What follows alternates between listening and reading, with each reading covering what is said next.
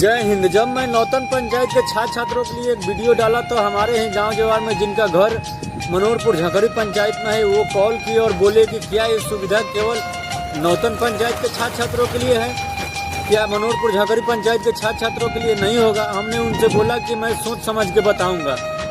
आज मैं ये सोच समझ के ये बता रहा हूँ कि आज से मनोहरपुर झकरी पंचायत और नौतन पंचायत दोनों पंचायत में जो भी छात्र छात्रा हैं जो 2026 में मैट्रिक इंटर का एग्जाम देने वाले हैं और वो किसी मजबूरी के कारण या उनके घर में कहीं से आमदनी का स्रोत नहीं है, वो कोचिंग ट्यूशन नहीं जा पाते हैं, उनके लिए हमारे तरफ से फ्री में कोचिंग, गाइड, कॉपी, किताब, कलम का व्यवस्था है।